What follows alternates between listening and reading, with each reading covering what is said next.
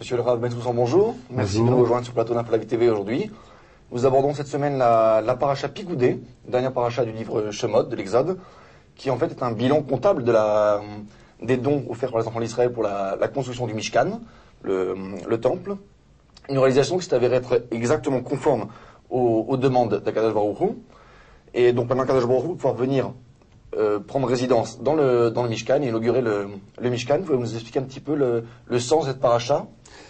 Ben écoutez, c'est tout à fait exact de dire que c'est le bilan comptable du Mishkan, et ce n'est pas une petite chose dans la mesure où il s'agit d'une maison qui devait être, on dirait dans un langage d'aujourd'hui, transparente, c'est-à-dire que tout ce qui est rentré dans la composition, dans la réalisation, la construction de ce Mishkan a été produit par les Béni Israël, comme nous l'avons expliqué les semaines précédentes, et de ce fait, on dit même qu'ils ont donné beaucoup plus que nécessaire pour construire le Mishkan, au point que Moshe a dit arrêtez de donner, nous en avons suffisamment.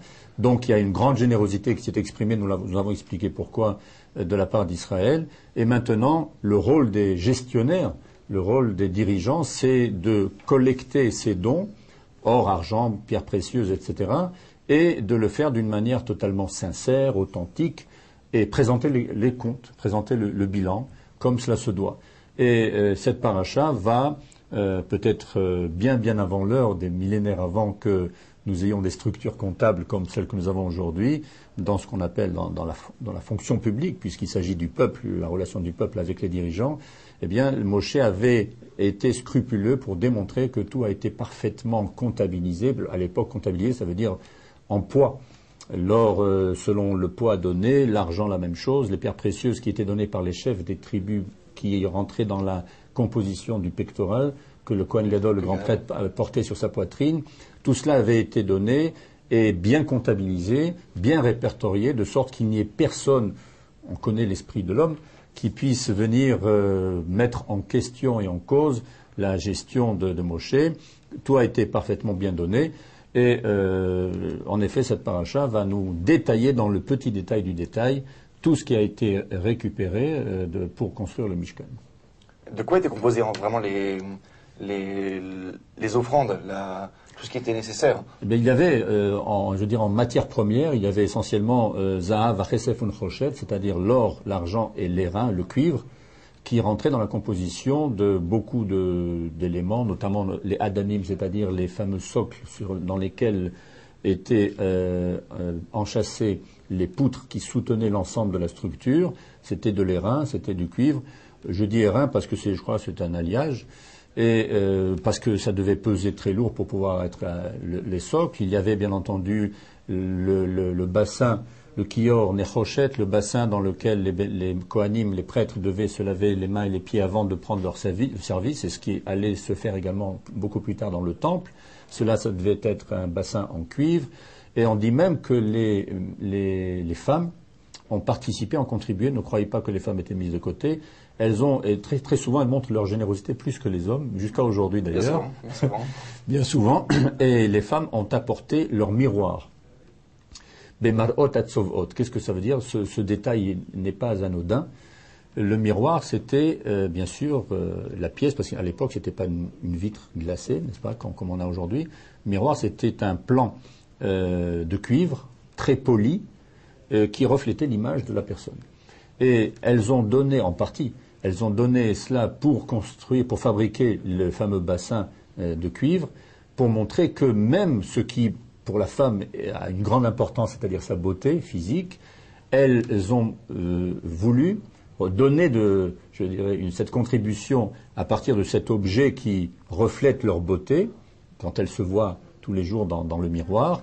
Elles ont voulu donner cela en offrande à Dieu à travers ce nechoshet, ce cuivre pour le bassin des reins. Ça prouve dans quel esprit de très grand élan généreux tous les enfants d'Israël ont donné.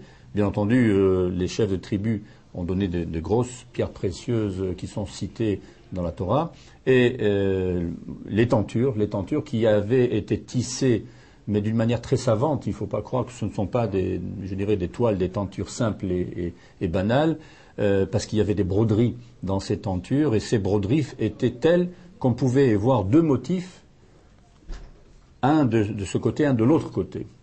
Alors c'était pas des choses simples et tout ça a été fait avec beaucoup de sagesse et de compétence, de très grande rigueur. Et le chef, enfin l'architecte en chef de tout ça, qui dirigeait tout ça, s'appelait Betzalel ben Uri ben Hur de la tribu de Yehuda. C'est à lui que Dieu avait donné la responsabilité de réaliser tout ça. C'est donc une très grosse organisation, une très grosse générosité de la part du peuple et finalement les comptes étaient absolument nécessaires. Donc les experts comptables du peuple juif de l'époque ont à ce moment-là fait les comptes.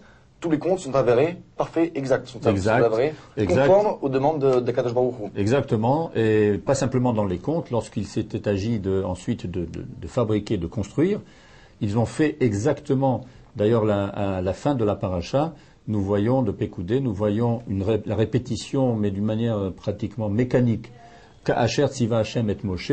Ils ont fait telle chose selon ce que Dieu avait ordonné à Moshe, et c'est répété une bonne quinzaine de fois pour bien montrer que chacun des objets a été fabriqué selon ce que Dieu a voulu. Et pourquoi c'est important de le préciser? Parce qu'il y a, comme nous le savons très bien, dans toute action humaine, il y a la pensée et il y a l'acte. Alors, la pensée sous-tend l'acte. Sauf celui qui est peu réfléchi, on ne fait un acte, on accomplit quelque chose que si on y a pensé auparavant, on l'a planifié. Alors, tous les plans ont été donnés auparavant, et lorsqu'on a vu la réalisation, la concrétisation de ces plans, il s'est avéré que tout a été fait exactement conforme, pas simplement à l'ordre, mais apparemment à l'esprit aussi, à l'esprit dans lequel Dieu a voulu que ce soit. Et ça, c'est une leçon magistrale qui est donnée de la part des bénis Israël. Lorsque le Mishkan a été vu et visionné dans son ensemble, dans sa réalisation et sa finition par Moshe, il a vu que chacun des détails a été fait conformément à ce qu'il a reçu, l'ordre qu'il a reçu de Dieu. Et cela veut dire que même l'esprit a été respecté, ce qui n'est pas évident. Lorsque on parle d'une réalisation concrète de quelque chose, prenez le cas d'un sculpteur, par exemple, il va probablement, par sa compétence et sa dextérité, sculpter dans le matériau qu'il aura choisi, mais est-ce que c'est exactement ce qu'il a voulu exprimer? Il y a toujours une différence entre il y a toujours une différence, en effet. Et l'acte. Exactement. Puisqu'on passe à un stade inférieur, la pensée, elle est abstraite, elle ne tient pas compte de la matière et je dirais, du membre mécanique de l'homme, de sa main, de son bras. Tandis que lorsqu'il doit réaliser, eh bien, il faut tenir compte peut-être de la fatigue du bras, de l'imprécision du geste, etc. Et tout cela fait qu'il y a une petite diminution, une petite baisse par rapport au niveau de la pensée. Et ça n'a pas été le cas pour le Mishkan, de sorte que la réalisation totale, complète, terminée, a été quasiment, si on peut dire, au niveau de la pensée par Dieu. Seul Dieu savait pourquoi il voulait tel matériau, telle dimension, telle forme. Regardez par exemple la Ménorah, le chandelier. Pourquoi a-t-elle cette forme et pas une autre? Même Moshe a eu une difficulté à imaginer cette forme-là, parce que le texte est un peu laconique. C'est pas d'une manière très évidente de comprendre qu'il y a 3 branches d'un côté, 3 branches de l'autre, qu'il y avait des pommeaux, qu'il y avait des fleurs. C'est des motifs de sculpture, des feuillures, etc. Tout ça était rentré dans la masse même d'or qui a été nécessaire pour fabriquer la Ménorah. Finalement, tous ces objets et l'architecture d'ensemble, tout a été conforme. Et voilà pourquoi à chaque fois c'est précisé tel que Dieu avait voulu, avait ordonné à Moshe. Le Mishkan est donc maintenant terminé. Tout a été construit selon les instructions conformes à celles données par Dieu. Maintenant tout est prêt. Le peuple d'Israël attend Dieu pour inaugurer le Mishkan. Quand Dieu va-t-il venir et comment va-t-il inaugurer le Mishkan? Alors c'est le moment, on va dire, le moment de vérité très, très émouvant. Lorsque l'homme construit, réalise, il attend de voir si c'est exactement... Ça va plaire. Si ça va plaire, et surtout que le commanditaire, c'est Dieu, tout simplement. Alors, d'abord, quand ça se passera, ce sera le Rosh Chodesh Nissan, la 2e année après la sortie d'Égypte. Et le Midrash nous dit que Moshe montait et démontait le Mishkan. C'est pas une chose évidente, avec les poutres, les tentures, tout ce qu'il fallait, à lui seul, pendant 8 jours, pendant 7 jours, pour voir s'il y a un vice de forme, pour voir s'il y a un défaut quelque part dans la construction.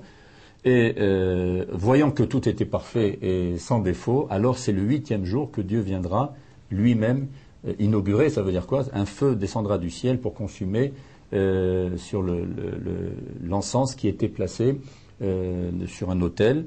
Et ça sera la preuve, la démonstration que Dieu a agréé les œuvres de l'homme. Je crois que ça pose un problème constant chez l'homme. Est-ce que ce que nous faisons est conforme ou alors trouve grâce devant Dieu? On a toujours cette question, est-ce que c'est bien ce que je fais? Est-ce qu'il ne faut pas faire autre chose? Ce questionnement est normal dans la nature humaine.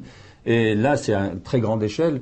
Finalement, c'est la maison, c'est le Mishkan dans lequel Dieu va se manifester de manière très régulière, quotidienne au Béni Israël. Alors, est-ce que ce Mishkan, ce tabernacle, est exactement celui que Dieu attendait? Ou alors, est-ce que nous avons failli? Est-ce que il y a une phase, un agrément entre nous? Et finalement, Dieu démontrera que c'était parfait. Les instructions, une conformité avec les instructions de Dieu que nous allons essayer de suivre encore pendant cette semaine. Nous vous retrouverons la semaine prochaine pour une nouvelle paracha. Merci beaucoup, Monsieur Bensoussan, le Rav Bensoussan, merci beaucoup. Merci à vous, Shabbat Shabbat Shalom. Shalom. Shabbat Shalom.